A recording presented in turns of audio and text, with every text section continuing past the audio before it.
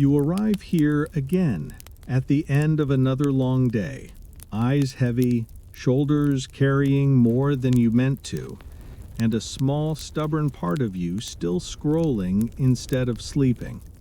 Out beyond the glow of your screen, you imagine a line where desert meets sky, and on that edge, something quiet begins to move. A low hum of drums, a soft shiver in the sand, a distant promise that someone, somewhere, is still awake and waiting for you to come home. You are tired, but a little piece of your mind leans toward that sound, curious, already wandering.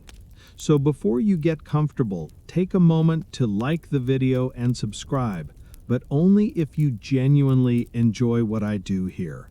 Drop your location and let me know how your day has really been, your worries, your exhaustion, or even a tiny joy that made you smile. I'm here to truly listen and offer the most sincere, heartfelt advice I can. You probably won't survive this night without at least one random thought trying to drag you back to tomorrow's to-do list, but that's all right. You can let it drift to the side for now and just walk with me instead. Now turn your attention away from the noise around you and step inward, toward the dunes, toward the rhythm that is slowly rising from the edge of a medieval desert. Now turn off the lights. Take a deep, slow breath. Let your tiredness melt away and gently close your eyes. Let's drift together into tonight's dreamlike lands. And tomorrow morning, if you still remember, send me a message and tell me what you dreamed. You stand at the outermost ripple of the Sahara, where the sand is not yet an ocean, but already more than a shore. The sky above you is a deepening indigo, still holding the last fragile threads of sunset, while the first clear stars assemble overhead. The air cools after a long, relentless day, and each breath feels like a small mercy, sliding gently into your lungs and loosening something tight between your ribs. Beneath your feet, the sand remembers footprints and camel tracks, but the wind has already begun to smooth them into anonymous ridges. Your steps sink a little, then release. The desert lets you in without ever fully claiming you. Behind you lies the invisible trail of your waking world and its notifications. Ahead, there's only the hush of wide distance and the low, slow heartbeat of drums. At first, the sound is almost a suggestion, like the pulse inside your own ears when you lie very still. A single, steady thump arrives across the cooling dunes, softened by distance, then answered by another, a little higher, a little quicker. The rhythms overlap lazily, not in competition, but like two thoughts drifting toward the same quiet conclusion. The drums are not calling you urgently. They are not a siren or an alarm. They are more like a reminder that somewhere just beyond the dark, life is gathering itself into warmth and company. The drums grow clearer with each rise and fall of the land beneath you. Now you can distinguish layers in the sound. A low, grounded bass that feels like solid earth under all this shifting sand. A middle pattern that keeps the pace of walking feet, and a lighter tapping that flits in and out like a brief, remembered laugh. Together, they form a map you cannot see but can somehow follow, a sound-made path leading away from emptiness and toward a waiting city. You crest a higher dune and pause. Below you, at a respectful distance from the wildest sands, lies Timbuktu, wrapped in the early folds of night. The city is not loud or blazing. It glows. Clay buildings, the color of baked earth, rise in gentle steps, their flat roofs and rounded corners outlined by lanterns. Narrow streets weave between them like dark threads, and from doorways, tiny sparks of firelight tremble stubbornly against the vastness of the desert. From up here, the drums sit at the center of it all, invisible yet unmistakable. Their pulse gathers the scattered lights and binds them into a single breathing presence. Each beat suggests that within those walls, people are finishing trades, sharing meals, closing doors, and telling the last stories of the day. The city feels like a cupped hand in the night, and the drums are the slow closing of its fingers, protecting everything that glows inside. You realize that you are not racing toward Timbuktu. You are being received by it. The desert behind you feels like a long exhale, already fading. The city ahead is an inhale, calm and deep, drawing you closer without hurry. Every step down from the dune is easier than the one before, as if gravity itself has decided that tonight it will be gentle with you. Sand slips away beneath your feet and soft sighing cascades, and the drums, patient and unchanging, mark your steady descent toward the night that waits to take you in. You reach the last low ridge of sand and feel the ground strengthen under your feet, the grains more compact, the slope easing into a gentler descent. Behind you, the desert stretches out in cool, limitless dark. Ahead, the night begins to gather itself into shapes.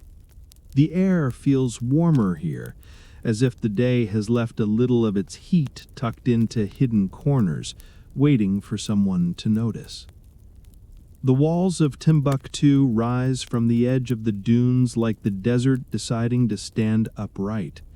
They are made of the same earth, but concentrated, shaped, and coaxed into tall, rounded forms.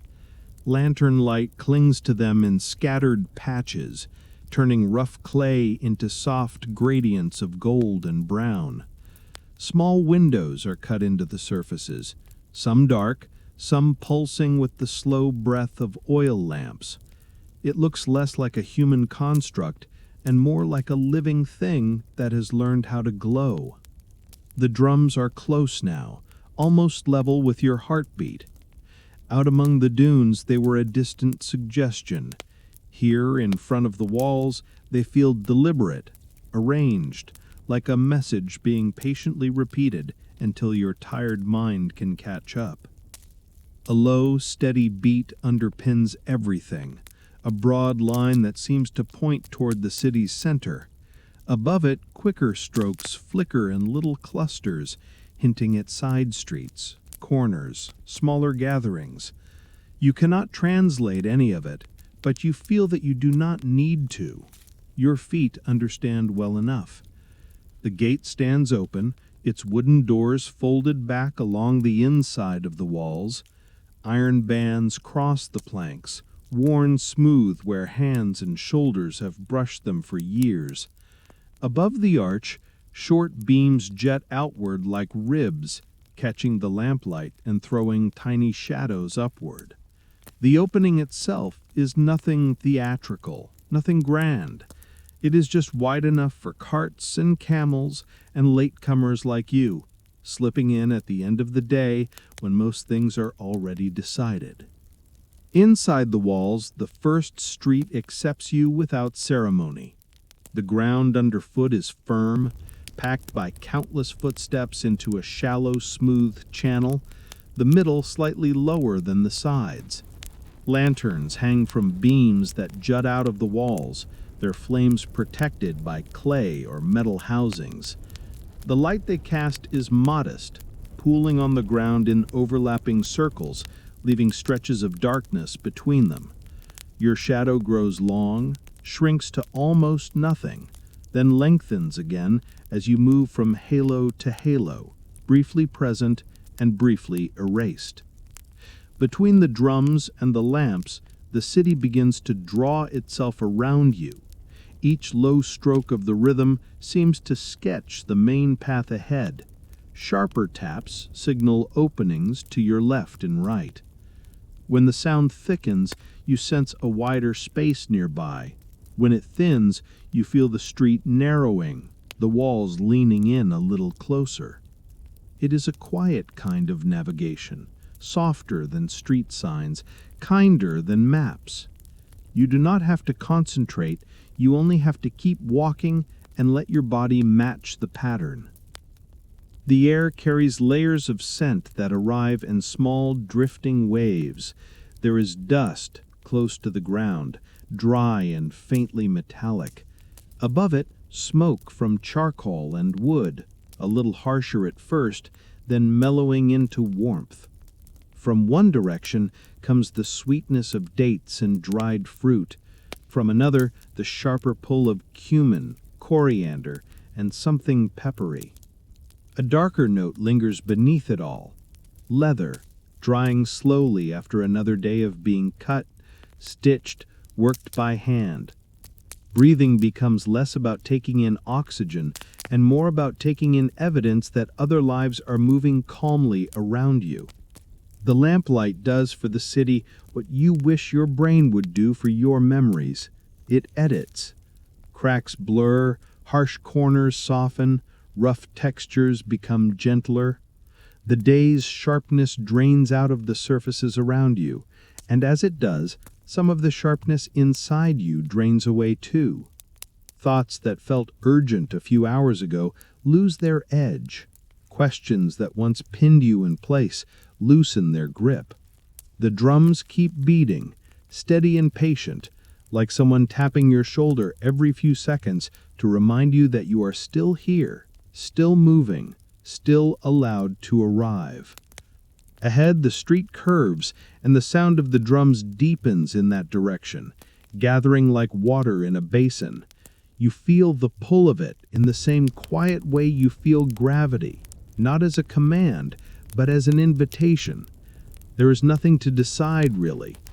You let the rhythm lead you around the bend, deeper into the lamp-lit maze, one unhurried step at a time, letting the night of Timbuktu close gently around you, like a cloak that finally fits.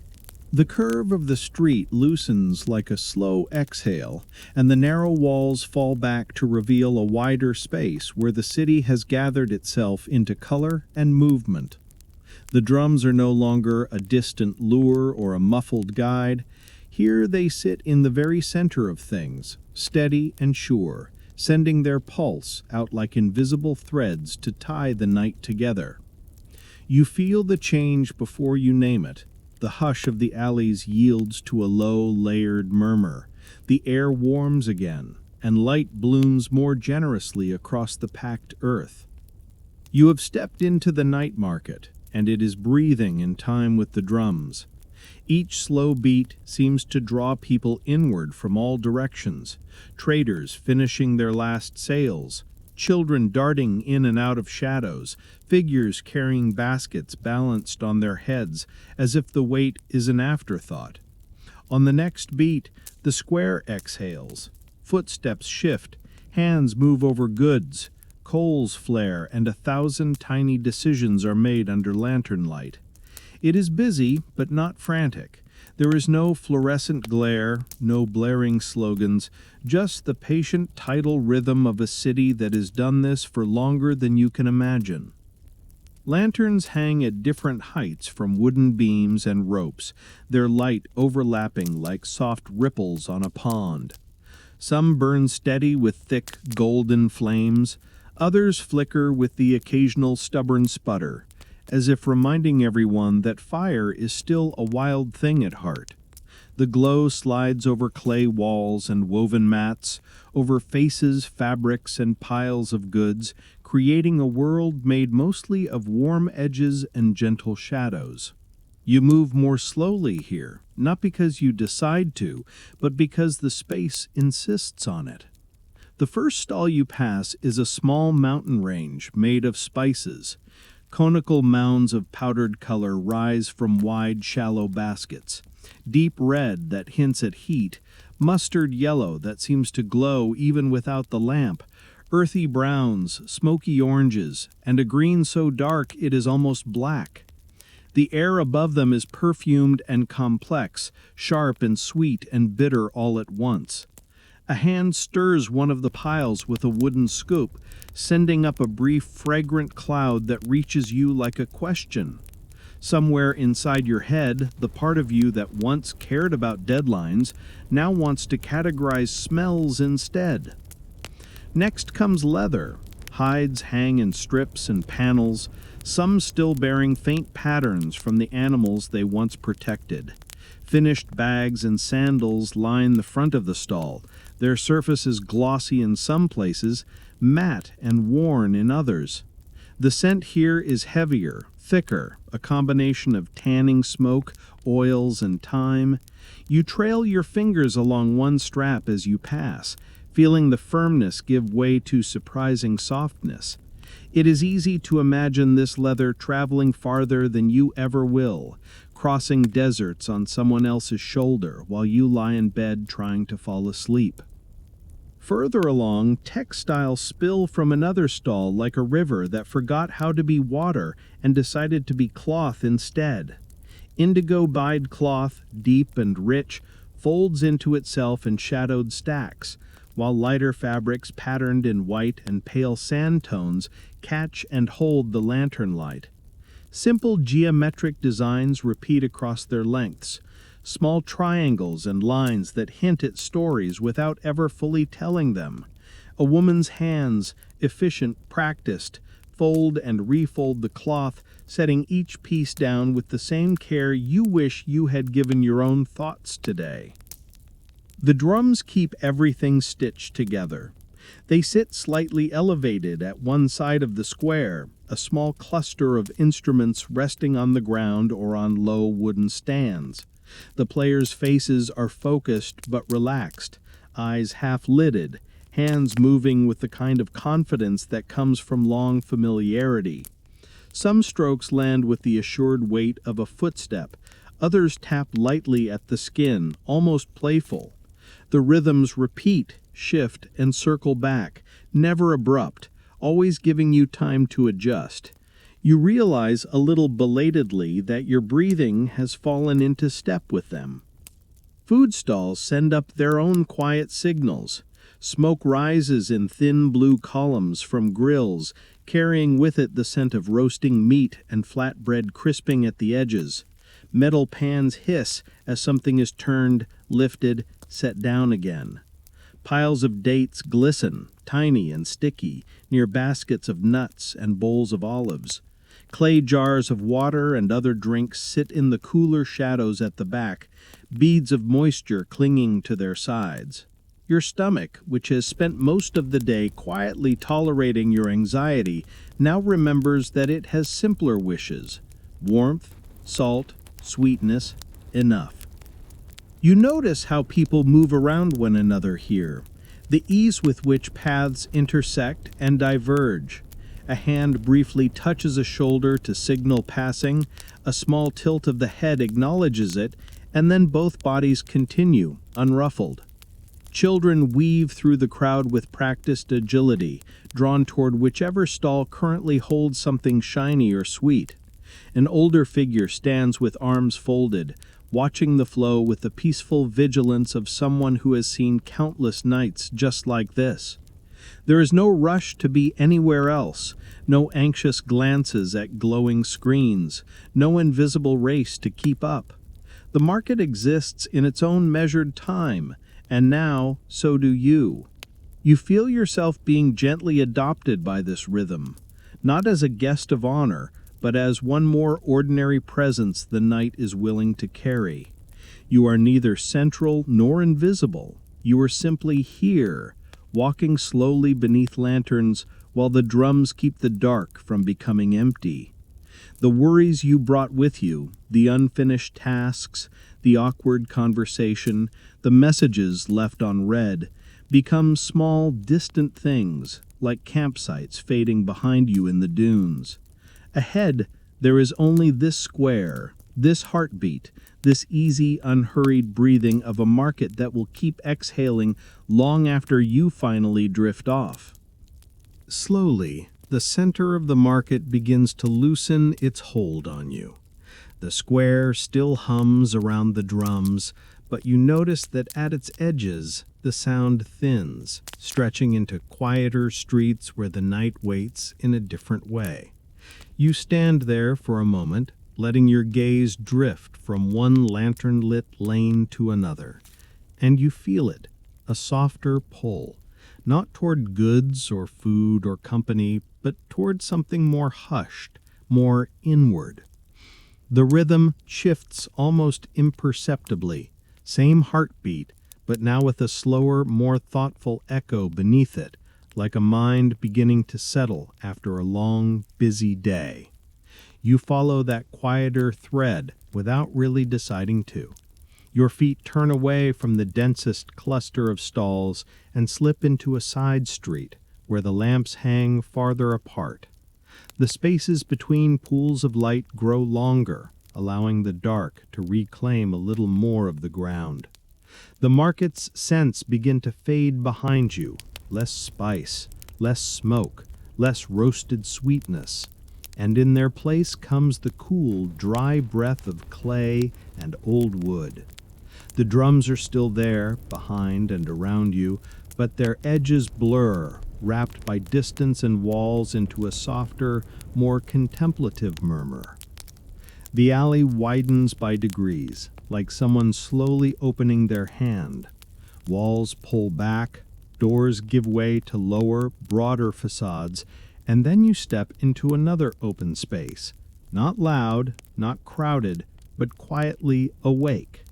Here, lantern light is fewer but steadier, spaced around the perimeter of a courtyard that seems to exhale patience. At one side rises a structure whose silhouette you might recognize from pictures in some long-forgotten article you bookmarked and never read. Thick earthen walls, corners softened by time, wooden beams jutting out like ribs, and a modest entrance framed by shadows.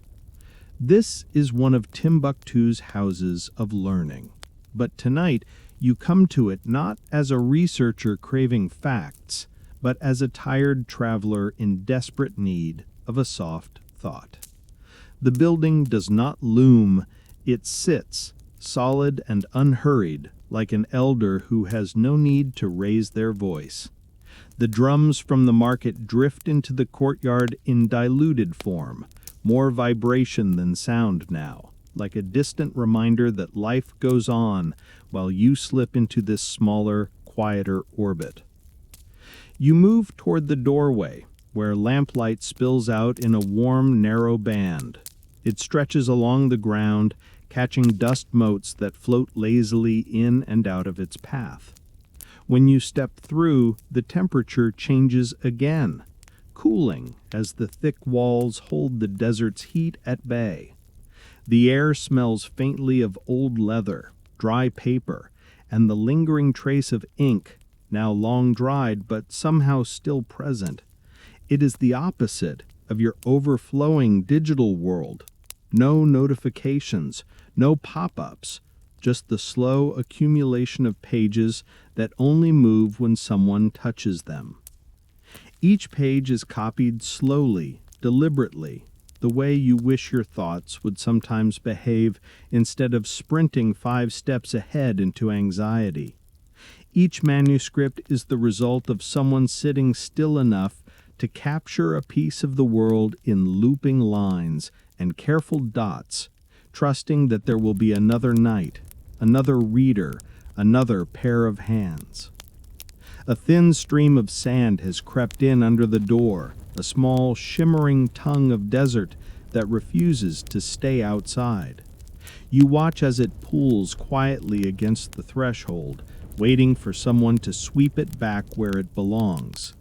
You picture the endless small gestures that keep a place like this alive, brushing grains from a page, mending a frayed binding, straightening a pile that has slumped a little to one side. It is comforting, in a way, to remember that even here, where minds once ranged across continents and centuries, someone still had to deal with dust. You lower yourself onto a mat near the wall, your back leaning lightly against cool clay. The lamp nearest you doesn't flicker, It glows with the calm confidence of a flame that has learned not to perform. Your gaze drifts over the nearest shelf where a bundle of manuscripts sits secured by a simple cloth band. You will never read them, never sound out the loops and knots of their script, but that doesn't really matter. Their existence is enough. Just knowing that someone, somewhere, took the time to write, to think, to preserve, makes your own restless mind feel a little less alone. The drums outside slip further into the background, their rhythm now interpreted by the walls as a slow, full-bodied hum. If you listen closely, you can still trace their patterns, but you no longer need them to navigate. Here, the only direction is inward, towards slower breathing, heavier eyelids, and that soft space at the edge of sleep where thoughts turn over like pages in a book you have already decided to finish another night. You are surrounded by centuries of effort and curiosity, and instead of feeling small, you feel gently held. For once, you let yourself be exactly what you are in this moment. Not the main character, not the one who has to know everything, fix everything, plan everything, but simply a traveler resting in a house of quiet pages while a desert city thinks and dreams around you to the rhythm of distant drums. You sit there for a while, spine slowly uncurling against the cool clay, letting the faint hum of the drums and the dense quiet of the manuscripts lean toward one another like old friends. Your eyes rest on a bundle nearby, cloth faded, edges softened by years of being tied and untied. You do not touch it. This is not your archive, not your alphabet. Yet your imagination, hopeless at respecting boundaries, has already slipped under the band and started unrolling invisible pages. You picture neat lines of script describing routes like threads flung across a blank map, from one well to the next, from one city on the edge of the desert to another. You imagine columns of numbers keeping track of weight and payment and risk, the stubborn practicality that keeps caravans moving. Between those useful lines, you quietly insert the details that never make it into ledgers. Notes about sore feet, bad wind, a favorite palm tree at a certain oasis, the way the sky felt on a night when the stars were almost too many to handle. The drums outside thicken for a moment, as if endorsing this little act of creative trespassing, and your sense of the room loosens. You are still on your mat in the manuscript house, but you are also walking beside a caravan that has been dust for centuries. The courtyard walls stretch outward until they dissolve back into dunes. The steady lamplight recedes, replaced by a wider, thinner brightness. Starlight poured over an open desert like cool water. You feel the caravan more than you see it. Hoofbeats press into the sand in a slow, disciplined sequence, each step heavy with both burden and routine. Camels carry slabs of salt so pale they almost vanish against the dim horizon. Yet they catch the starlight and answer with a faint, milky glow. Leather harnesses creak softly. Ropes rasp and settle. Somewhere inside the long line of bodies, a bell chimes with irregular patience, refusing to believe in urgency. The drums of Timbuktu become, in your mind, the echo of older rhythms. Hands on stretched skins, keeping time for travelers who rise in the cold before dawn, rest in the punishing noon, and push on again under the stars. You imagine the sound carrying over the dunes, invisible yet precise, telling tired bodies when to pack, when to stop, when to trust that the next well is near enough to justify one more hour of trudging. Out here, where tracks vanish almost as soon as they are made, rhythm becomes a kind of compass, filling in for maps that the wind keeps deleting. You look up, still on your mat, still under a mud brick roof, yet also beneath that impossible sky, and the stars feel unreasonably numerous. They crowd the darkness, indifferent and generous at the same time, scattering enough light to sketch silhouettes of wrapped figures and sloping backs. Earlier this evening, your to-do list tried to convince you it was the center of the universe. Now it looks more like one grain of sand tossed into an enormous, slightly bored cosmos. Your inbox, respectfully, does not stand a chance against this kind of scale. Another pulse of the drums slides through the thick walls and touches your ribs. It is a small kindness from the present, reminding you that for all your pleasant time travel, your body still lives in exactly one night. You notice the feel of the mat against your legs, the slow weight of your eyelids, the way your breathing has synced with the imagined plod of hooves across sand. The caravan has its route. You have yours, from wakefulness to drowsiness, from overthinking to something softer and less articulate.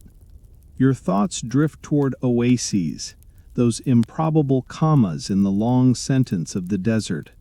You picture palms mirrored in still pools, buckets dipping into cool depths, the creak of pulley ropes, and the sigh of travelers finally lowering their loads. In your mind's ear, the city drums soften until they sound like water slapping gently against the side of a well. This little manuscript house becomes its own oasis, a rest stop on the edge of your sleep where you can set down for a moment the heavy slabs of your day. You feel how the stories of caravans and the pages around you feed one another. Travelers bring news, objects, ideas. Scholars trap them in ink. Later travelers carry those ideas outward again like carefully wrapped parcels. Somewhere inside that long relay, your own late-night mind now drifts along, one more quiet witness added to a history that never needed you, but is kind enough to let you sit and listen. Outside, the drums keep playing because the night is not finished. Inside, among dust and clay and patient pages, you let their pulse anchor you while your thoughts wander across salt and stars, requiring absolutely nothing from you except that you keep breathing and eventually allow yourself to rest. You do not notice the exact moment when the manuscript house lets you go. It happens the way ink dries or thoughts cool. Slowly, so gently you almost miss it. One breath, you are folded against the clay wall, eyes lingering on bundles of pages. The next breath, your legs feel restless again, aware that the night outside is still turning without you. You stand carefully, like someone lifting a fragile sheet from a stack. Your joints protest in small, honest ways, and a brief rush of blood makes your head light. Somewhere in the building, a board shifts with a soft creak, as if the room were closing a quiet bracket at the end of your visit. It feels like permission to return to the city. In the courtyard, the air is cooler, rinsed of the day's heat. The sky above is a deep, velvety indigo, scattered with more stars than you remember seeing earlier. Lanterns along the walls burn low and steady, no longer inviting crowds, just keeping a gentle promise that the dark will not have everything. The drums from the market drift over the roofs as a softened pulse, no longer loud enough to impress you, just present enough to reassure you. This time you take another exit. A narrow passage opens off to the side, and you follow it, drawn by simple curiosity and that familiar instinct to see what lies just over there before you finally rest. Here the walls lean closer, their rough surfaces brushing your shoulders if you walk too casually.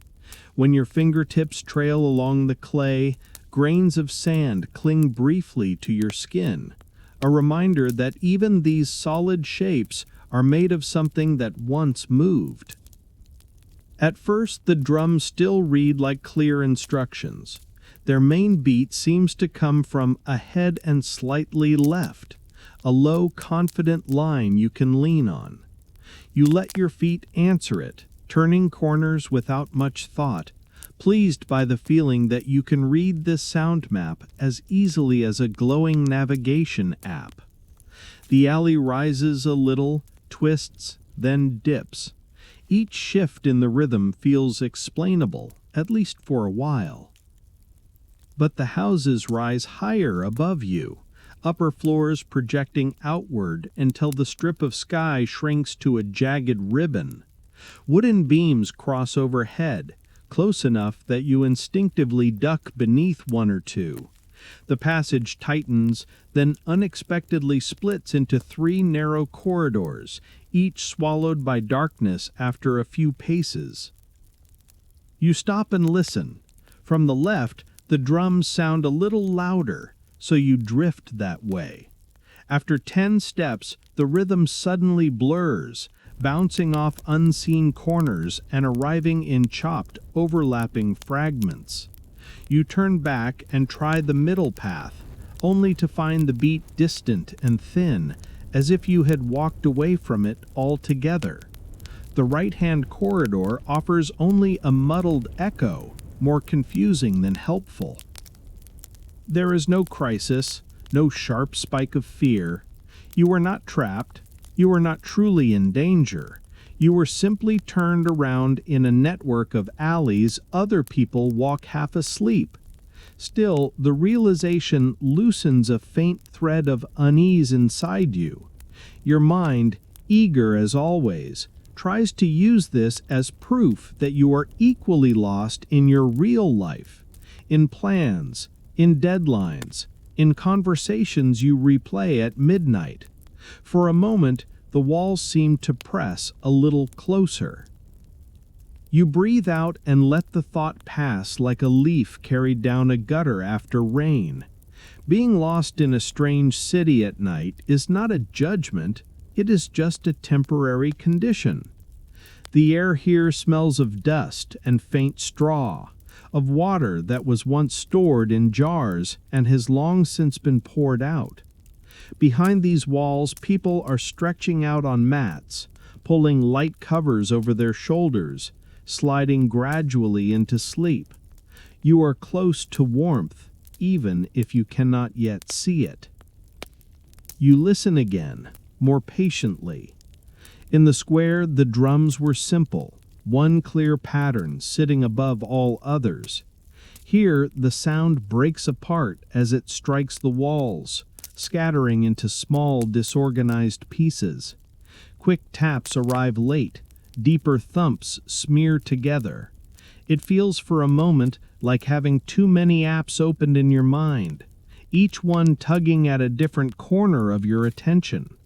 When you try to follow any one rhythm, it slips away as soon as you commit. At the center of the junction, you let your feet come to a full stop. Your shoulders loosen, your hands fall to your sides. You admit quietly that you do not know which way leads back toward the busier streets. The honesty of that admission eases something inside you, the way loosening a belt does after a long day. You do not have to pretend you are perfectly oriented. You can just be a tired traveler who took one turn too many. As you stand there, the noise does not vanish, but beneath it a steadier line begins to emerge. You notice a lower, slower beat that has been present all along, sitting underneath the decoration of quicker strokes. It does not jump or scatter, it rolls. It feels familiar, the same patient pulse that met you out on the dunes, that guided you under the gate and into the first lanterns of the market. You close your eyes for a few breaths, not for drama, but to give your ears a chance to do their work without interference from your eyes. You listen for that undercurrent, that solid thud beneath the clutter. When you find it, you feel how it leans slightly in one direction more than another, how one branch of alley seems to carry it a little fuller.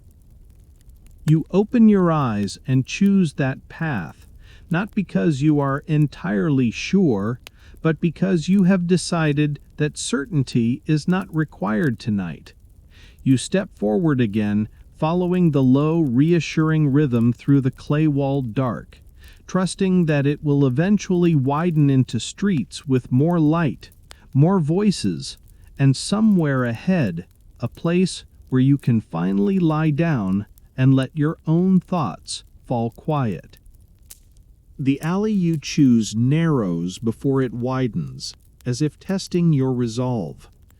The walls tilt inward in that familiar way, trading sky for shadow, and the drumbeat you've decided to trust moves with you, sometimes clear, sometimes faint, like a friend walking just out of sight.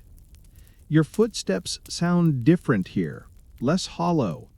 The packed earth under you feels slightly damp, as if someone recently spilled water that the ground is still thinking about absorbing. You follow the rhythm through 2 more bends, then a third, until the alley abruptly lets go of you. It opens onto a small junction where 3 streets meet, each one angling away at a slightly different pitch. A single lantern hangs over the center, its flame enclosed in cloudy glass, casting a tired circle of light. For a moment, everything is almost disappointingly normal. Quiet houses, closed doors, the soft mutter of the drums arriving from somewhere beyond. You half expect a glowing arrow to appear in front of you, pointing the way, but no such luck. Medieval cities, tragically, are not optimized for your convenience. Then the wind decides to stand up. It begins with a faint stirring at your ankles, as though the sand has remembered that it once lived in the open desert and would like to file a complaint about these narrow streets. Dust sweeps in gentle, testing strokes around your feet, then lifts, a little bolder, brushing against your calves. Within a few heartbeats, the mild breeze has become something more insistent. It snakes down the alleys, gathers itself, and presses through the junction with a low, rasping sigh that carries tiny grains against clay and wood with the sound like paper being lightly crumpled. The lantern overhead responds first. Its flame, steady a moment ago, flutters sideways as the wind pokes at the cloudy glass. Shadows elongate, then deform, stretching across the ground in uneasy angles, before snapping back again. The solitary little pool of light that made the junction feel anchored now wobbles, thinner at the edges, threatened. The houses, so polite and still before, suddenly look less like patient guardians and more like tall, silent strangers waiting to see what the weather will do. The drums, too, begin to blur. Out on the dunes, their rhythm brushed your skin like a distant, reliable heartbeat. In the market, it wrapped itself around the square, a thick, reassuring pulse. Here, as the wind threads through the streets, the sound frays. Gusts snatch portions of the beat away, carrying them off before they fully land. What reaches you is chopped and uneven. A heavy thump followed by a gap. A scatter of lighter taps arriving out of order, then a sudden swell that seems to come from behind when you were certain it lived ahead. Your brain, bless it, immediately clocks the symbolism. The once comforting rhythm is now unreliable, your familiar landmarks are distorted, your lighting situation is frankly suboptimal, and of course the wind picked this exact moment to have feelings. It looks suspiciously like every evening when your thoughts start gusting, circling, presenting you with half-finished worries out of sequence. A dry swirl of sand rises to knee height, wraps itself briefly around your legs, and then dissolves. Tiny grains sting where they hit bare skin, Not painfully, just sharply enough to remind you that you are very much embodied, very much here. You squint as another gust pushes grit toward your eyes, lifting a hand to shield your face. Your breathing picks up without your permission, a little shorter, a little tighter, the way it does when the what-ifs start piling up. The city around you shifts mood. It is still Timbuktu, same houses, same alleys, same distant drums, but the tone has tilted. The calm, museum-lit feeling of the manuscript house is gone. The cozy marketplace warmth has faded. Now the streets feel unfamiliar, edges roughened by the restless air. Loose bits of straw and paper scuttle along the ground, racing past your feet like nervous thoughts. A shutter bangs once somewhere above you, then again, then settles. Nothing catastrophic is happening. The wind is not tearing roofs away or smashing doors, but it is forceful enough to rearrange what you thought you knew about this night. The line between safe, guided wander and mildly unsettling detour blurs with each gust. Your tired mind, primed by years of overthinking, leans instinctively toward worst-case scenarios, getting properly lost, missing what counts as a curfew here, becoming that anonymous traveler who took a wrong turn and turned into a cautionary anecdote. You pause under the wavering lantern, letting the wind press against you instead of immediately fighting it. You are not out in the open desert now. You are inside a city that has handled far worse nights than this. These streets have felt sandstorms rip through them and still stood. These doors have been shut against louder, harsher winds. The very walls that now feel a little strange are in reality the reason this place exists at all. You shift your stance, grounding your weight more evenly over your feet. The sand moving around your ankles can hiss and whisper all it likes. It cannot carry you away. You breathe in through your nose, tasting dust and dry clay, and out through your mouth, slower than your body would prefer. Somewhere beneath the chopped-up fragments of rhythm, you listen again for the low, steady drum line that refused to panic even when you did. It is faint but present. A slow, anchored thud persists under the wind's noise, like a patient friend sending you occasional messages while your group chat spirals. The gusts may distort the higher, decorative patterns, but that deeper beat is harder to steal. You notice it most clearly when the wind dips for a heartbeat and the sound has a chance to land fully, reaching the space behind your sternum before the air rushes in again. You stop waiting for the city to become less strange and start accepting that you can move within it while it is strange. With one more deliberate breath, you pick a direction, the one in which that underlying pulse feels marginally fuller, and step back into the stream of wind and dust. The night may be unsettled, but you are not a paper scrap to be blown at random. You are the one walking, one foot in front of the other, carried forward by a rhythm that does not belong to you and yet somehow is willing to guide you home. You lean into the wind, as if it were an opinion you do not entirely respect, but still have to walk through. The gusts that a moment ago felt so sure of themselves begin to lose confidence, breaking into shorter, scattered pushes that die quickly in the tight corners. Sand that once hissed at your ankles slumps back into tired drifts along the walls, and through the fading rush of air, the drumline you have been trusting begins to strengthen again, gathering itself into a thicker, more deliberate pulse. The alley widens almost shyly. Walls retreat, the strip of sky above you grows. A few more steps, and the space spills outward into a modest circle, a pocket of openness that seems to have formed wherever people kept needing to pause in the same place.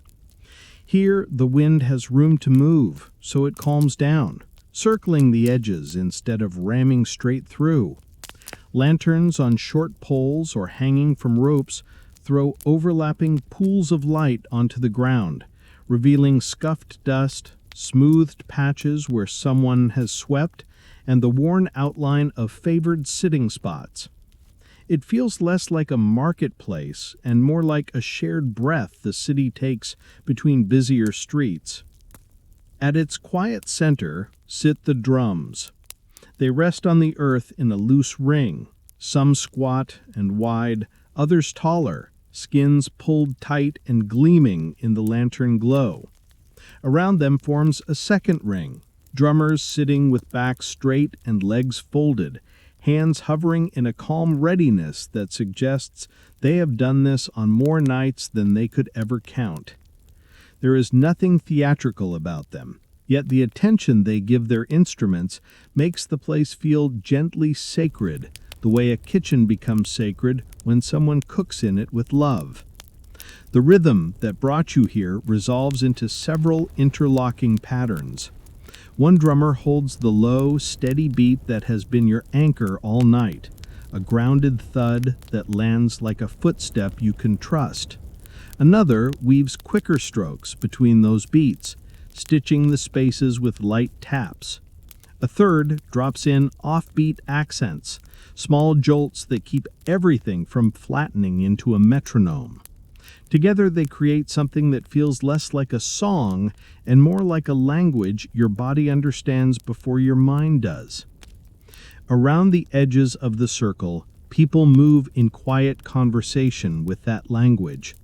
A pair of figures crosses one side of the square, angling toward the streets that remain busy. When the pattern thickens into a brighter, busier flutter, they drift that way without seeming to decide. Another person emerges from the shadowed alley, hesitates as the drummers lean into a slower, more spacious line of beats, and then turns toward a narrower lane leading, you can feel, in the direction of home. No one looks up for signs, they simply follow what feels right in their bones. It dawns on you that the drums are more than background noise. They are a compass, a map rendered in vibration instead of ink. Certain patterns mean gathering, beats crowding close, higher strokes fluttering like many soft hands clapping together. Others mean dispersal, long spaces between notes, like a palm opening to let everyone drift away. There are signals for celebration, for caution, for ordinary closing time, all encoded not in words, but in the way sound leans in one direction rather than another. In your own world, guidance usually arrives as text, lists, messages, notifications, each one insisting it is urgent. Here, instruction arrives as sensation. The drums do not announce, "Go left toward safety," or "Go straight for more noise." They simply make left feel gentle and straight feel restless, and bodies respond. Your mind, which has spent years mistrusting its own instincts, watches this with faint envy. Imagine, it whispers, if choices could be that simple. You listen more closely, sorting the rhythms the way you wish you could sort your thoughts. Dense, intricate rolls on the higher drums belong to streets where bargaining and laughter are still thick in the air. Slower, wider beats mark routes where doors are closing, lamps are being pinched out, and conversations are shrinking to murmurs behind clay walls. Beneath both lies another pattern, quieter, with more silence than sound, that feels like an exhale after a long day. When the drummers lean into it, the whole square softens. Feet at the edge of the circle turn almost unconsciously toward smaller lanes, toward beds, toward sleep. You realize that this is the rhythm you have been craving all along, not a perfect map with every turn labeled, but a gentle signal that says, without words, this way feels like rest. Wrapped in interlocking beats, you see that the drums have been doing for the city what you wish something would do for your mind: sorting, prioritizing, telling some impulses to stay out a little longer, and others that it is finally, mercifully, time to go inside. As the pattern settles fully into that quiet homeward pulse, your shoulders drop another fraction. The wind has nothing left to prove. The drummers keep their hands moving, shepherding the night toward its slower hours. When you start walking again, you align your steps with that particular rhythm, letting it choose your turns, trusting that somewhere along its gentle path there is a doorway, a mat, a patch of stillness waiting to become, for tonight, your small, borrowed piece of home. You let the homeward rhythm do what maps and signs cannot. It does not give you street names or distances. It simply keeps landing in your chest with the same quiet assurance every few steps, nudging you toward rest. You leave the drummer's circle behind, their hands still moving, and slip once more into a corridor of clay. The alley this time feels different from the ones that tangled you up earlier. The walls are high, yes, but they no longer loom. They stand like patient shoulders, guiding rather than crowding you. The beat you follow grows softer as you walk, not weaker, just more muffled, as though pillows of earth have been placed over the city's drums. The air cools a little more with each turn, trading dust and the last scraps of smoke for something fresher, tinged with a memory of water. Your steps slow without your conscious permission. You recognize the feeling, the way you move when you are finally close to home, even if you do not yet know which door is yours tonight. An archway appears on your left. Not grand, not imposing, just an opening in the wall where the clay curves inward like a cupped hand. Beyond it lies a space that feels immediately quieter, wrapped in shadow but not in secrecy. You step through, and the alley's narrow channel gives way to a small courtyard, the kind that cities build when they remember that people occasionally need to breathe. The ground here is packed earth, swept clean into soft, circular patterns. Along one side runs a low ledge of clay that doubles as a bench, its surface smoothed by years of backs and shoulders resting there. Above, the sky opens wider, not a perfect rectangle, but a rough frame cut by the rooftop edges. Stars peer down through the gap like curious onlookers, their light faint but insistent. The drums reach you now as a distant thrum, filtered through layers of walls and air into something that barely counts as sound, more like a pulse that the courtyard has quietly adopted as its own. In two corners stand tall water jars, broad at the belly, narrow at the mouth, their clay bodies glossed by the labor of hands and time. They lean slightly against the wall, as if tired from standing guard over coolness all day. Around their rims, the air is noticeably different, cooler, heavier with moisture.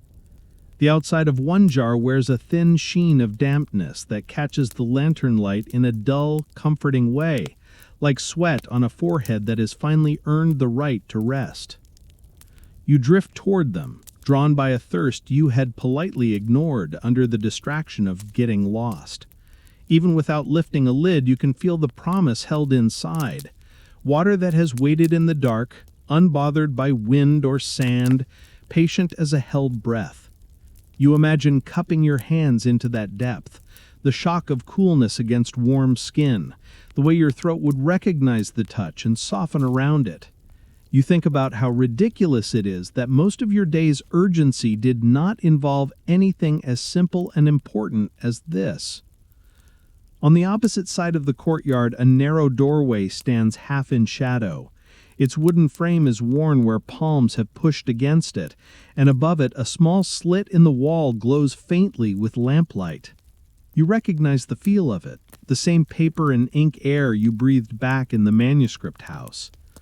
This courtyard, you realize, belongs to another part of that world of pages. A quieter wing, perhaps, or a neighboring collection of rooms where people come not to debate or copy, but to live alongside the books they tend. The thought is oddly soothing.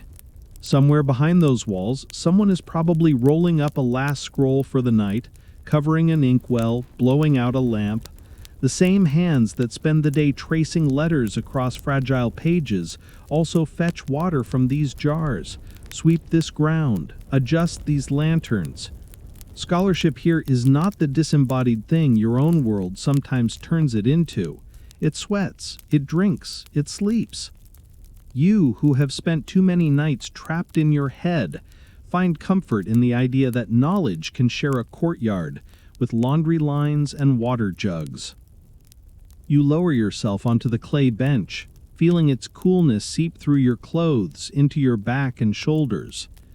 The wall behind you is thick enough to be its own small ecosystem, holding on to the day's chill in its deeper layers. As you lean into it, some stubborn heat inside you, left over from worry, from walking, from trying a little too hard at being human all week, bleeds outward, absorbed by the clay as if the city has been expecting this from tired travelers for centuries. The Drumpf continue their work at a distance, but here they have been thoroughly domesticated. Their once sharp edges survive only as a slow, rounded vibration that rises from the ground and into your spine. Where earlier their patterns guided choices, left, right, market, home, now they serve a simpler function. They tell your nervous system that the world is still turning reliably outside, while you, for a moment, do nothing at all. Your mind, always quick to sprint ahead, finds itself with nowhere useful to go. The alleys have been navigated, the wind has been weathered, the fear of being lost has been gently filed under temporary situations resolved by walking. What remains is a quiet inventory of sensations, the roughness of the bench under your palms, the faintly damp air near the jars, the distant heartbeat of the drums. Thoughts try to rise, unfinished emails, awkward phrases you wish you could edit out of conversations, but there is nowhere for them to take root. The courtyard is too simple, too present for that. As your breathing deepens, the drum's low pulse sinks more firmly with it, making exhale and rhythm feel like part of the same slow machinery. From somewhere nearby, a hint of charcoal smoke drifts in, carrying with it the first subtle scent of food warming over coals. Your stomach, loyal as ever, perks up at the promise. It seems this night, generous in manuscripts and courtyards, has not quite finished with its small gifts. There is still the softness of firelight to sit beside, still a modest meal to share with the sky, before the drums finally escort you all the way into sleep. The faint thread of charcoal scent that teased you a moment ago grows thicker, as if it has noticed your curiosity and decided to be less subtle. It drifts into the courtyard in lazy swirls, curling around the water jars and sliding along the clay bench. Your stomach, which had obediently taken a back seat to your emotional drama earlier, steps forward again with opinions. It tightens once, a small persuasive reminder that being deeply reflective and being properly fed are not mutually exclusive goals. You follow the smell the way you followed the drums, not with a plan, but with a quiet willingness to be led. Leaving the bench, you cross the courtyard, feet brushing through faint patterns left by a broom. A narrow passage opens in one corner, lit by a glow that is softer, redder than lantern light.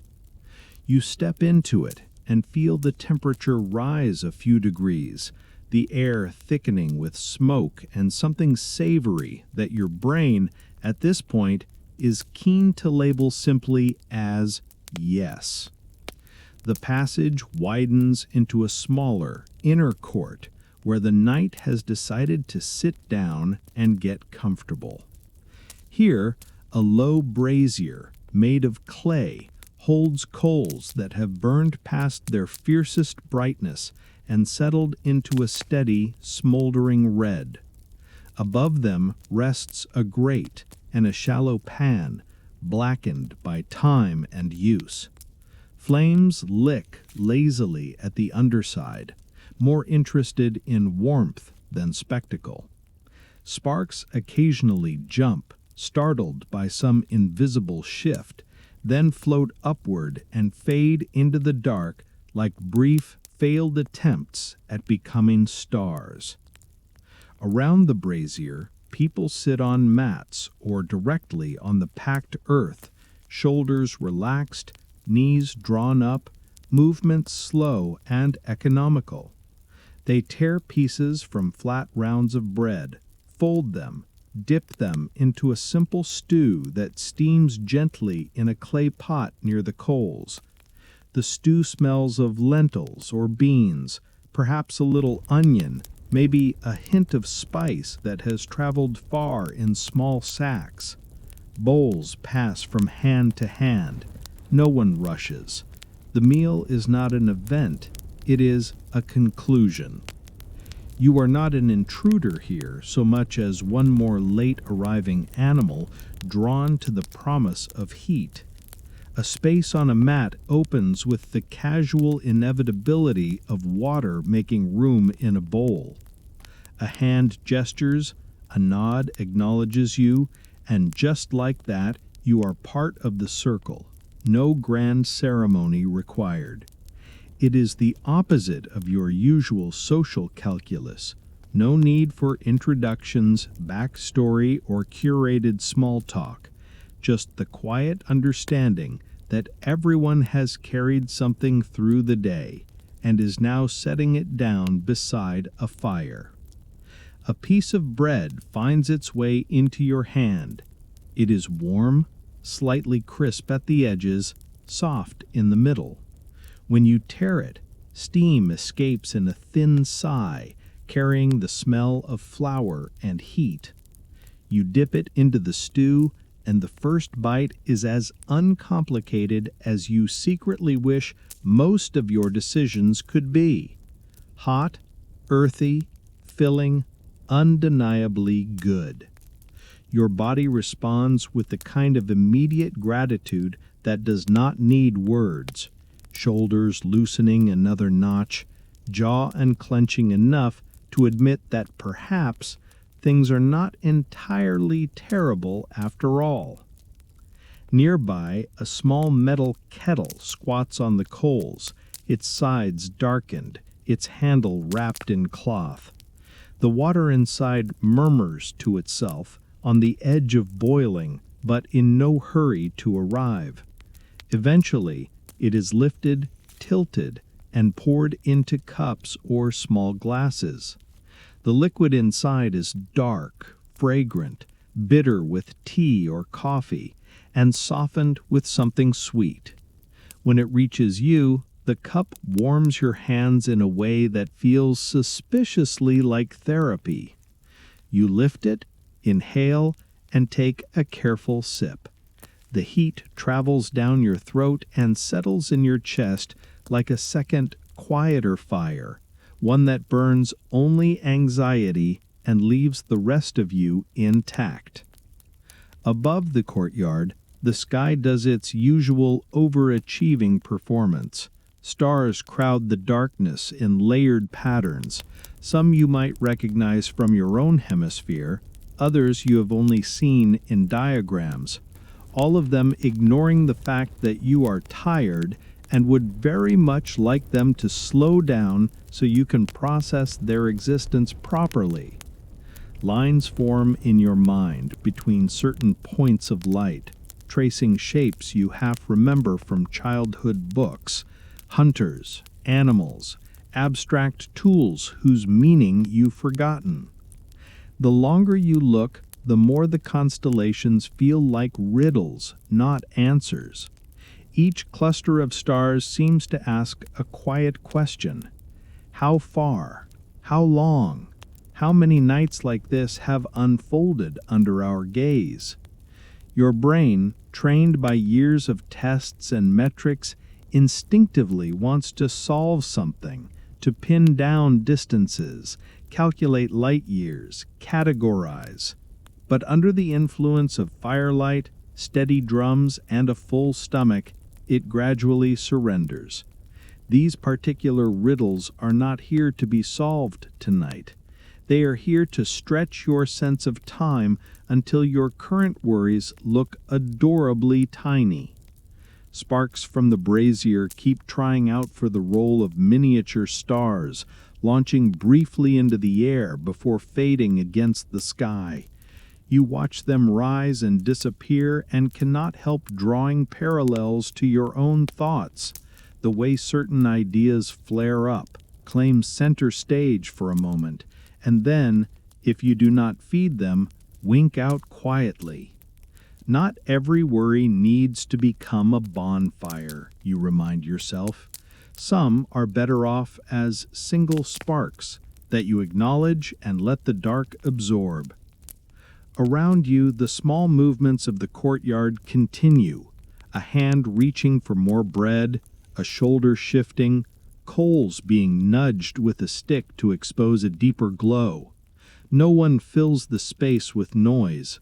The occasional scrape or soft cough is enough.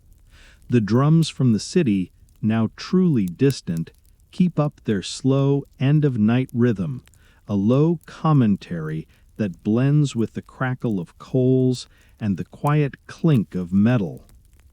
In this mixture of firelight and starlight, of ancient sand and bubbling stew, your own interior weather finally calms. The gusting winds of earlier thoughts recede, leaving behind a clear, cool stillness. You are not solving your life here. You are simply existing in it, one bite, one sip, one breath at a time. The market drums that guided you through dunes and alleys now serve as a soft metronome for digestion and drowsiness, reminding your body that it is safe enough, warm enough, fed enough to consider sleep.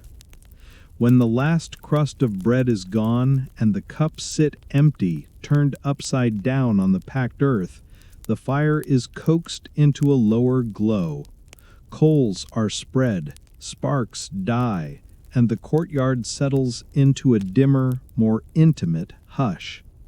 Overhead, the stars go on insisting on their own immense business, but down here, in this small pocket of light and clay, the only task remaining is the simplest and hardest one: to let go just a little more and allow yourself to be carried the rest of the way home by a night that knows how to end gently. The coals in the brazier dwindle to a low, steady glow, no longer trying to impress anyone. Heat still radiates from them, but it has shifted from cooking to remembering, the way a day shifts from doing to quietly replaying itself just before sleep. Around you, bodies rearrange with the slow choreography of people who have eaten and no longer feel the need to pretend they're energetic. Backs straighten, then slump. Knees stretch out. Heads tilt back for a better view of the sky. You feel the same heaviness pulling at your limbs, but it is no longer the sharp, anxious weight that chased you across the dunes. This is a softer gravity, the kind that tugs you toward rest rather than toward responsibility. The courtyard smells, smoke, spice, clay, thicken into something pleasantly indistinct. The night has blurred its details on purpose, the way your brain does when it finally realizes you are too tired for high resolution. At the edges of the inner court, lanterns burn low in their niches. Their flames have that end-of-shift energy, smaller, more fragile, but stubborn. One flickers, then steadies. Another leans toward the wall as if whispering something it forgot to say earlier. Beyond the courtyard, the drums keep up their patient work, still tracing their long, slow line through the city. You feel their pulse without trying, a background thud in your ribs, a faint vibration in the packed earth under your heel. Eventually, movement returns. Not sharp, but inevitable. Mats are shaken out, bowls and cups gathered, embers gently spread to cool. You rise with everyone else, less because you've decided to, and more because the night itself has reached that subtle turning point between "we're still up" and "we really shouldn't be." The air beyond the courtyard looks darker now, but it does not feel hostile. It feels like a room where someone has turned off the main light and left only a bedside lamp. You step back into the passage, then into the broader courtyard with the water jars, and finally out into the alley where the drums make their presence more clearly felt again. Something has changed while you were sitting by the fire. The city's lanterns, which once burned in confident clusters along the streets, are now thinning. Some have been pinched out completely. Others struggle, flames guttering as oil runs low or wicks give up. The light that used to stitch alleys together into a gentle patchwork now appears in irregular islands, scattered more reluctantly. You turn a corner and feel it properly, a pocket of darkness where earlier in the evening there was easy visibility. A lantern that must have burned here before is now out, leaving the doorway beneath it in deep shadow. The next pool of light lies farther ahead than feels comfortable. For a moment you pause, your mind instinctively reaching for the absent brightness, the way your hand sometimes reaches for a phone that isn't in your pocket. It's a small, ridiculous panic. You're in a medieval city. Of course things are going to be lit by real flames that eventually get tired of existing. There is no central system guaranteeing perfectly even illumination, no power grid to complain about when something goes wrong. Here, light is a series of personal promises, made and unmade by individual hands. Some of those hands have already decided they'd rather be asleep. The drums, however, have not clocked out. If anything, their pattern feels clearer now that the visual noise has diminished. Without the distraction of regular lantern intervals, the rhythm steps forward, calmly claiming more responsibility. The low beat that has accompanied you all night sounds closer to speech, even though it remains wordless. A slow assurance, repeating itself often enough that your bones cannot mistake its message. The higher taps, which once decorated bustling streets, now land more sparsely, like soft punctuation marks in a sentence that has become very simple. You realize that while firelight can fail, sound carries as long as someone is willing to keep their hands moving. The drummers back in their modest circle may not know that a lamp has gone out here or a doorway has slipped into shadow there, but the patterns they play still hold the city together in another way. Their beats mark off time, letting people across Timbuktu know where they are in the night, even when they cannot clearly see where they are in space. You take a step into the darker stretch, then another. Your eyes adjust, not magically, just gradually, accepting that they will have to work a little harder. Edges of doorways emerge from the blackness. The pale dust of the street reflects what little light remains. The drums keep up their commentary, their slow, grounded thud syncing with your steps. You move not because you can see everything clearly, but because the rhythm makes stillness feel more unnatural than motion. Farther ahead, a lantern suddenly sputters.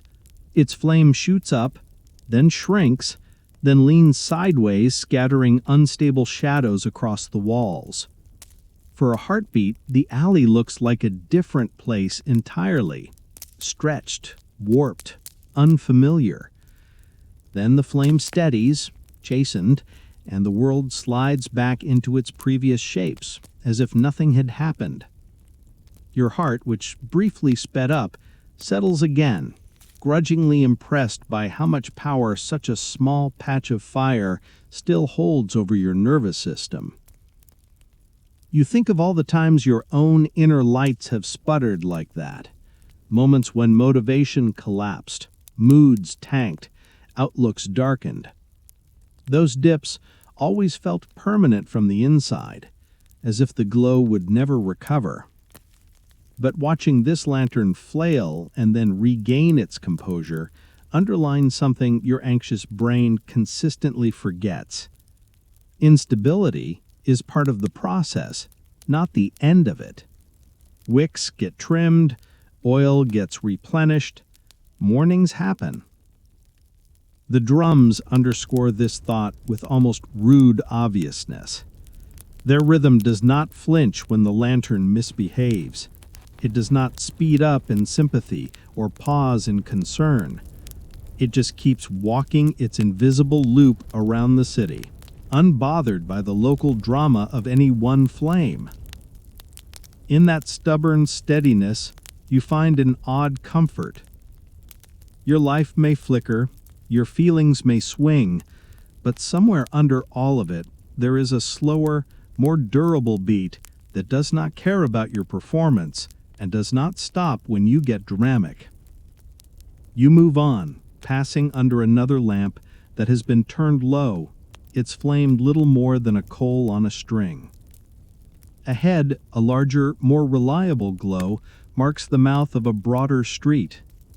The closer you get, the more your body responds, not with restless urgency, but with the quiet relief of a traveler recognizing the shapes that mean almost there.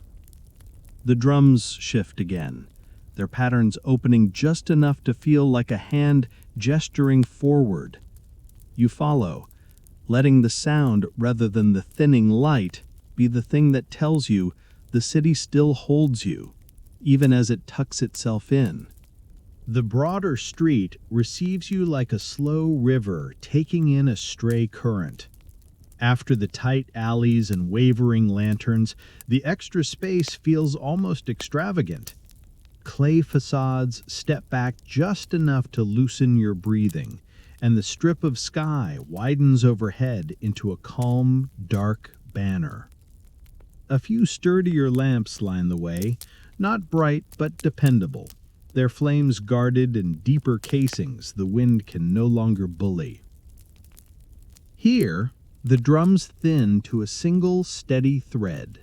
The layered signals you heard earlier for gathering and dispersal, celebration and caution have been gently unraveled. What remains is one lingering drum line, simple as a heartbeat, unhurried as someone walking you to the door and refusing to leave until you are safely inside. It is not the loudest sound in the city now, but it is the one your body prioritizes, as if some internal setting has finally been flipped from scan for threats to listen for home.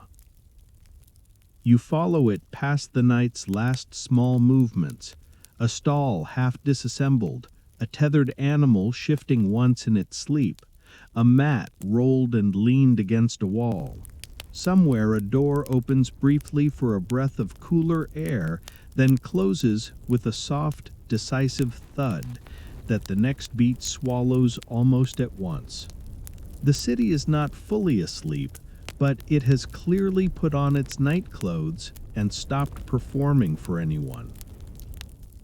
The drumline shifts as you move, not changing tempo so much as changing posture. When you pass a broader opening, a lane leading back toward the market, perhaps, it briefly fattens, adding a couple of higher taps that flirt with the old busy patterns before thinning again as you continue straight. At narrower passages, it grows lean and spare, making room for silence to share the work of guiding you. You do not analyze these variations, you simply notice how certain turns feel like invitation, while others feel like leftover momentum. Familiar shapes emerge at the edge of your vision and slide past. The bulk of the manuscript house, now entirely dark, the curve of an arch that you know shelters cool water and a waiting bench. Paths that confused you earlier begin to feel less like a test and more like handwriting you are finally learning to read. The city has not changed. You have simply walked long enough for its lines to make sense. As you keep to the rhythm, your body stages a quiet inventory. Your legs register each step not as one more demand, but as the last few lines of a chapter you are finally ready to finish. Your shoulders, which spent most of the day auditioning for the role of coat hanger for invisible stress, begin to sag in a way that feels like release rather than defeat. Even your jaw, that favorite storage closet for unresolved conversations, unclenches by degrees. The drumline, persistent and kind, keeps repeating the same simple message. You can put it down. You are almost there. The street narrows again, but only slightly, funneling you toward a compound wall marked by a simple wooden door. Above it, the upper stories tilt inward, forming a shallow alcove of shadow that makes the entrance feel tucked in and protected. From inside comes a faint, dolden leak of lamplight, softer than the street's lanterns, a soft, domestic glow that does not advertise itself but waits patiently for those who know to come home. The drum pattern changes one last time. It does not stop. Drums rarely do, but it retreats, shifting its center of gravity away from you. The low thud you have been following steps back into the larger weave of the city's soundscape, looser now, less personally attentive. The message has been delivered. The escort is no longer needed. What remains is the echo of its rhythm stored in your own chest, your heartbeat still moving in the measured cadence it taught you. You rest your fingers against the wood, feeling its solid, slightly rough surface, the faint vibration of life behind it. The lamplight seeping through the edges promises thickness, walls that know how to keep out wind and dust, a floor that remembers the weight of sleeping bodies, air that has been warmed by breath, by food, by stories. On the other side waits a mat, a blanket, a patch of earth that for tonight will accept your tired shape as if it has been expecting you all along. When the door closes, the sounds outside dim, but they do not vanish. The drums reduce to a distant murmur joined by insects, by an occasional bark, by the soft creaks of a city settling for the night. You are enclosed but not isolated. The same rhythm that walked you here will go on tending the streets while you lie down, making sure that, as you slip toward whatever dreams your mind decides to cook up, the world just beyond your walls keeps turning at a gentle, survivable pace. Inside, the air is warmer, denser, flavored with clay and cloth and the faint residual note of whatever was cooked here earlier. The room is small, but not cramped, a rectangle of packed earth floor, walls thick enough to feel like they have opinions, a low ceiling crossed by wooden beams that have been holding up other people's nights for longer than you can imagine. A single lamp burns in a niche, its flame small, steady, unconcerned with the philosophical weight of your day. A woven mat waits along one wall, layered with thinner cloths and a rolled blanket that bears the soft, flattened memory of other bodies that have slept here before. It is nothing extravagant, no towering mattress, no expensive linen. But in this moment, it looks like the most luxurious thing you've seen all week. It doesn't demand productivity or improvement. It offers exactly one service. Lie down, and I will hold you up until morning. Honestly, that's more than most subscription services. You lower yourself onto it, feeling the mat adjust, fibers redistributing to accommodate your shape. The floor beneath provides quiet, unshowy support. Your spine lengthens as you stretch out, and all the little negotiations you've been conducting with gravity throughout the day finally resolve into a truce. Your muscles, having valiantly pretended to be fine for hours, now take the opportunity to confess just how tired they are. Hips, shoulders, neck, all submit their complaints in a low chorus, and the mat accepts each one without argument. The lamplight paints a slow amber crescent on the wall, fading toward the corners where shadow pools thick and velvety. In that half-light, the room feels less like a box and more like a shell you've crawled into for the night. Objects withdraw into outlines, a folded cloth here, a jar there, the faint suggestion of a niche where something precious might be stored. There is nothing in the space that needs your attention, no stray task demanding to be ticked off. Everything has already agreed to wait until tomorrow, or the day after, or whenever. Outside, the drumline continues its patient circuit, but the sound now arrives rounded by distance and filtered through layers of clay.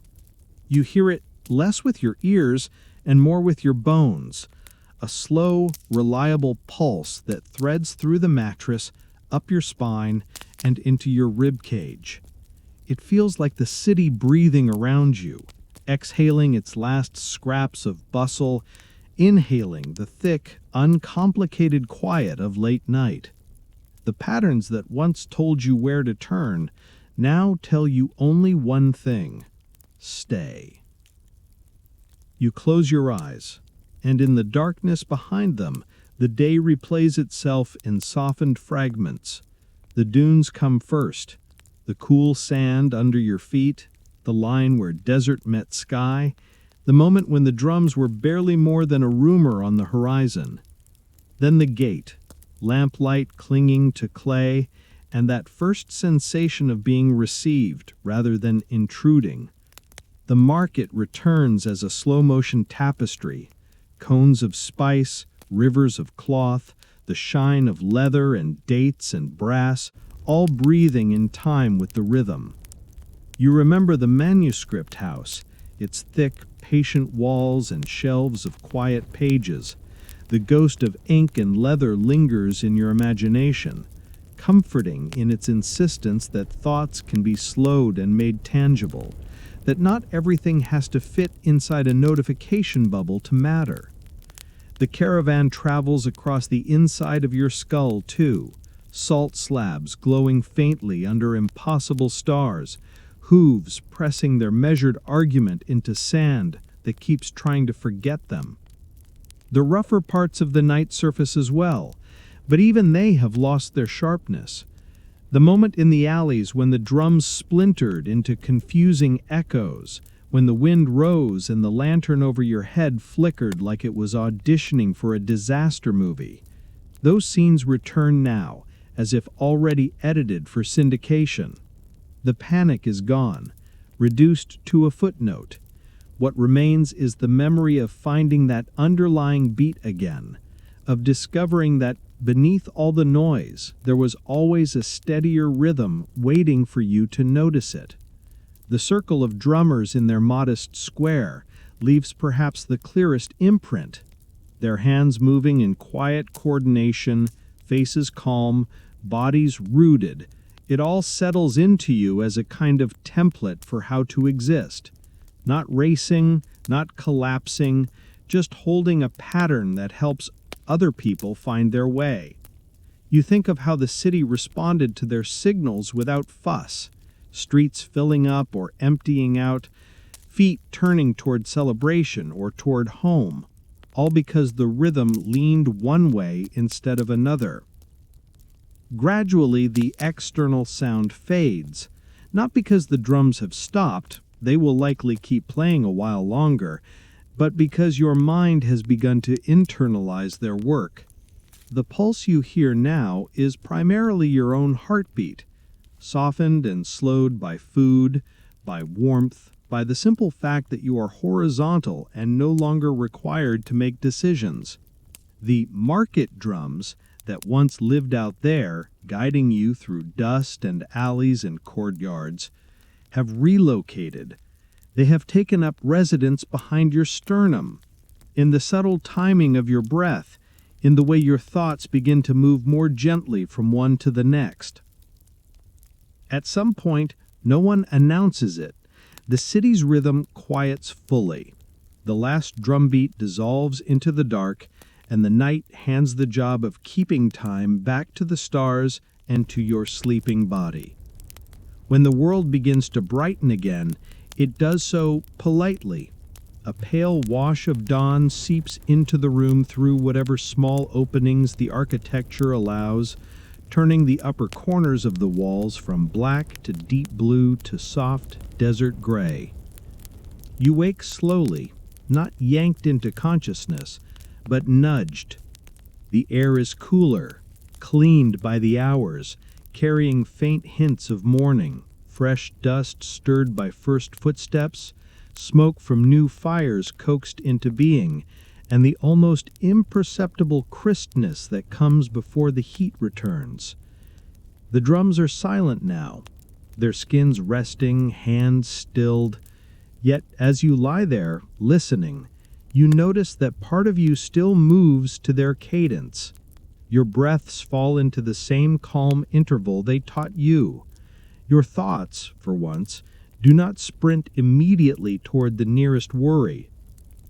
When you step outside, the street is almost unrecognizable in its quietness. The market's riot of color is packed away. The firelit courtyards are only faint smudges on the morning air. Doors stand closed, windows cracked just enough for light and breeze to pass through. The city looks like it has been carefully folded and placed back on its shelf, resting between one day and the next. You walk a little way just to feel it. Timbuktu in daylight is all texture and outline, the roughness of clay, the geometry of shadows, the disciplined simplicity of forms that have learned to survive here. And underneath it all, in you, lives the memory of last night's sound. You catch yourself matching your steps to that absent drum line, and you realize that this, more than the spices or manuscripts or constellations, is what you will carry away, an inner compass tuned not to panic, but to patient rhythm. When you eventually return to your own world, with its glowing screens, its relentless alerts, and its talent for convincing you that everything is urgent, you will still have this night tucked somewhere behind your ribs. Whenever the noise rises and the metaphorical wind starts throwing sand in your eyes again, you will be able to pause, listen for that low, steady beat you once followed through a medieval city, and let it guide you, quietly, gently, back toward whatever home happens to mean in that moment. And for now, in this half-dream, half-memory place, where your body lies in your own bed while your mind strolls through clay streets at dawn, you allow yourself one more long, slow breath. You are here. You are held. The market drums have done their work. The rest of the journey, tonight, is simply to let your eyes close and let that borrowed rhythm rock you, without effort, the rest of the way into sleep. The night in Timbuktu grows paler at the edges. The dunes beyond the walls wait for their sun, and somewhere a drummer stretches hands that have guided strangers home. You, too, have arrived. The rest can happen while you dream. The room around you now is your own, with whatever chaos or order you've managed to create in it, and yet it feels softly overlaid with that clay-walled chamber in Timbuktu. Your pillow borrows a little of the mat's quiet sturdiness. Your ceiling, however modern, feels a bit like those crossbeams that have watched so many nights come and go. The noises from outside your window, traffic, voices, distant televisions, fade to a low, indistinct murmur, no more disruptive than the city drums once were. Your breathing settles into long, unhurried waves. Each inhale is a small homecoming. Each exhale is something you no longer need, leaving without argument. The thoughts that try to rise, unfinished tasks, conversations waiting for replies, vague anxieties about tomorrow, appear for a moment like sparks from that courtyard brazier, bright but brief.